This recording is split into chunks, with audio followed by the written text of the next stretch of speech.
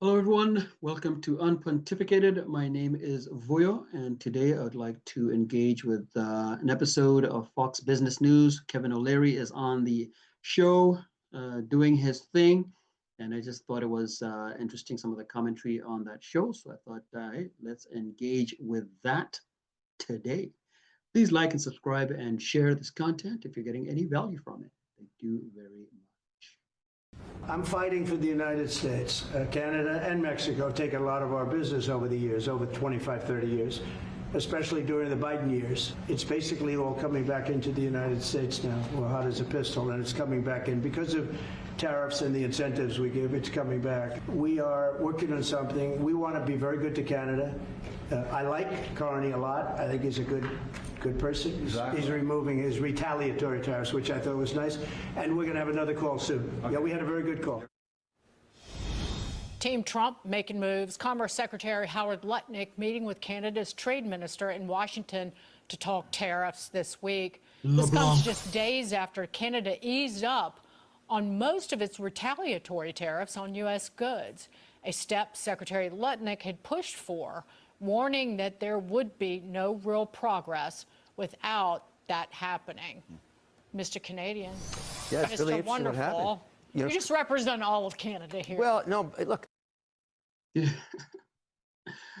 Speaking of Trump saying it's all coming back to Canada, and it's all coming back to the U.S.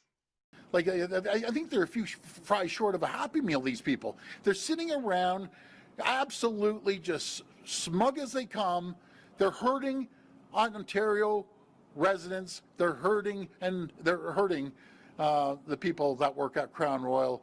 So you know something, a message to the CEO in France, you hurt my people, I'm going to hurt you.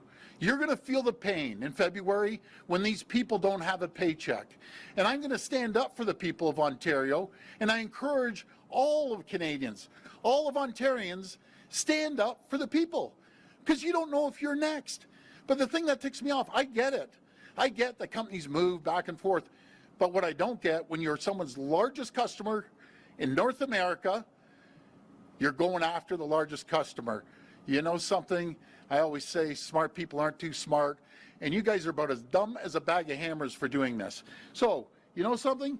I found a bottle, and I don't even drink, of Crown Royal, right? I see that Crown Royal. I saw it at home. So this is what I think about Crown Royal. That's what they could do. And I think everyone else should do the same thing. Start supporting companies that make whiskey here by Ontario people. That's what we need to do, is support each other. We'll get back here to Kevin O'Leary, but yeah, Crown Royal is moving their company to the States. And Doug Ford, the Premier of Ontario, is pissed. I like him. I do business in both countries. You know, I've got American kids, but I do investments up in Alberta. And here's what happened. Carney is really good because he used the whole Trump elbows up strategy to win against a conservative who was 32% ahead of him. And then he said, look, Trump is the enemy, and I'm going to save us. And it worked. But he just missed it by 3 seats. He has a minority mandate. In a Canadian parliamentary system, you can't get anything done unless you have a majority mandate. So what I predict will happen is we'll get another election, and one of these guys, which are so close, are going to win a majority. Right?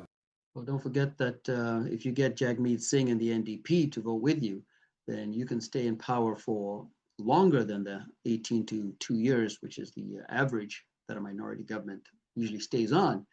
But get the NDP in there, and you'll do just fine. You know, and NDP have just 7 seats. They want to be recognized as an official party, even though they're not. And who knows what Carney will do. But I agree with Kevin Leary. He is a smart guy. Right now, he's ruling like a conservative. So the Conservatives are voting with him right now. It's much of their bills that they got going. Who do you think will challenge him? Well, he has to challenge the Conservatives named Pierre Poilievre. Okay. So one of those two guys has to win a majority mandate, because that's the only way you can actually execute policy. But right now, the pressure point is on softwood lumber. The rest of the stuff is CUSMA. That's the existing agreement. There are no tariffs. No tariffs out of Alberta oil. And if you took the Alberta oil out of the equation, there is no trade deficit with Canada. that is the cheapest oil America gets out of Alberta, and they have more nat gas than the entire United States. So that's a lot of power up there. But they got to solve for softwood lumber, because that's the housing industry, and Trump knows it for housing. That's billions of dollars a month of softwood lumber now jammed up at 35% tariff. So that's why Carney dropped the retaliation, and now he's saying to Trump, look, elbows down, let's cut a deal. And that's what's going to happen, and that'll be good, because the reciprocal tariff with Canada of 10–15% would be great, and it would be good for both sides, and I would be happy because I'm trying to do business in both places. But Carney's smart. He's going to figure that out. He's no longer using Trump as the adversary guy up in Canadian politics. I agree with that. I mean, I think that's why he won. Poilievre probably should have won. He won because he was the guy who could say, I'm against Trump more than the other guy. But so it's interesting. The Canadians are saying, well, look at Carney. He's capitulating on this right now. I don't think he's capitulating, actually. I think what he's realizing is that he's never held the cards. He's never had the leverage on this. Enough time has passed that he can actually deal with Trump according to the leverage he has and the leverage he doesn't have. And I think if he's smart, he'll actually he'll say, look, let's cut the best deal that we can, and he won't have to fight the battle with Poilievre again. I mean, he's trying to solidify long-term leadership here. If he gets a good deal with the U.S., I think he sets himself up personally really well, and that's sort of how I read this situation. Well, the key is, if he gets a good deal, and he has that momentum, he should call an election, because the history of Canadian parliamentary politics is that if you don't win a majority, 12 to 18 months is the longest you're in power for, without calling an election. So the minute he cuts a deal... Yeah, but not Trudeau. Trudeau was in there. The election was in 21. Trudeau was there till, 4 years later. He was still there because of Jagmeet. So, yeah, he bucked the history trend. That is the history, but Trudeau managed, and there's no reason why Carney couldn't manage it either. Let's say it's a 10% reciprocal.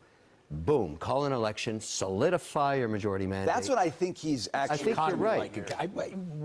No, I think O'Leary likes Carney.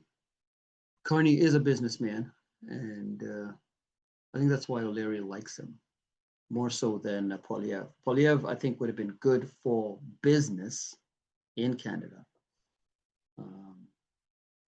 But Carney himself is a businessman. He's thinking like one. But so far, we haven't seen things move as fast as we thought they were going to move. But we'll see when Parliament opens in a couple of weeks. We'll see if we do get a budget going, because that's what we want.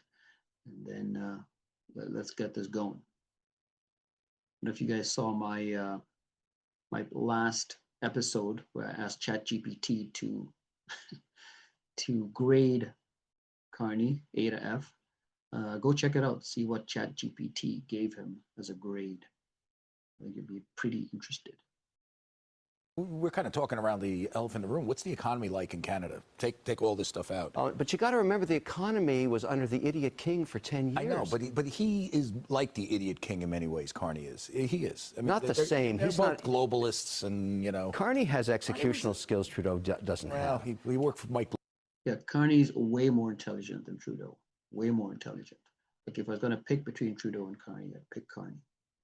I still would have wanted Poilievre to win, but I'll take Carney. He is more intelligent. He speaks better, and I think he'll do better than Trudeau for Canada.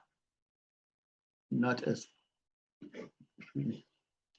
well as Poilievre, and I hope I'm right, because I know a lot of people believe that Carney is just here to steal from Canada. I hope that's wrong, and time will tell. We'll see. Bloomberg, so maybe. Well, I know you may have a dim opinion of him. No, I don't. I'm just saying that it seems like more of the same, and at some point they're going to have to talk policy when Trump isn't the boogeyman anymore, and the center-left policy. The real answer between these two economies is no tariffs and merge the economies. Canada has all the raw materials the overall North American economy needs, and we got to get together to fight the Chinese. I don't know what we're talking about. Yeah, there's something to this merge the economies. I don't think O'Leary wants Canada to be a 51st state. I don't think that's what he wants. But there's something about merging the economies. A lot of people are kind of afraid of that. They think Canada will be swallowed up by the U.S. because of size and power. But I think if you can get good deals going, I think what he's about to say is that Canada has the raw materials that the U.S. needs. Then that might be a way to proceed to help Canada better. Should be, you know, the indigenous population of both the U.S. and Canada, there's no border for them. They can move anywhere they want, anytime, both ways. Let's check each other's people out, give a cross-border passport, merge the economies, standardize on the U.S. dollar even. Why not? Everything's priced in U.S. dollars in Canadian economies. And boom, let's go fight the Chinese. Yeah, boom. Let's go fight the Chinese. That's it. Together. I just solved the whole problem. Well, Thank you. you're one step away from saying, just become the 51st. I'm not saying that. No. You have national pride. You have national pride. No, we got I'm not stupid. Nobody wants to sell their sovereignty, but they do want to merge the economies. Everybody. You got a great flag. I don't blame you. I like Kevin O'Leary. I like listening to him and some of the things that he says. He is a smart businessman. Merging the economies. There is something to be said for watching our sovereignty. Like if you merge the economy, who's going to win? Like is much of Canada going to be swallowed up by the US? Could be. So it would have to be done very carefully indeed. I'm not sure what that means exactly, but free movement across, why not? That I certainly agree with. And certainly free movement of goods. But for now, we are doing in Canada, trying to get free movement of goods between provinces, getting those barriers lifted, goods and services. Let's just get those moving freely before we can even talk about the US and free movement. Though a lot of the time between provinces, there's better movement between Manitoba and Montana than there is between Manitoba and Saskatchewan. It's just crazy how the Canadian economy developed over time. Well, what do you guys think? What do you think about Kevin O'Leary? Kevin O'Leary is a good guy, I think. I think he's decided that Mark Carney is not a bad guy, that he doesn't have a dim view of Mark Carney as much as it sounded like he did prior to the election. I think maybe he and Carney have spoken, and he likes what Carney is doing. It certainly seems to be better than what Trudeau did. So I can see why he's thinking that. So yeah, guys, comments. A comment would be good.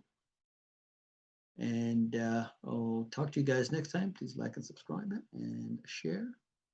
And see you next time. Bye-bye.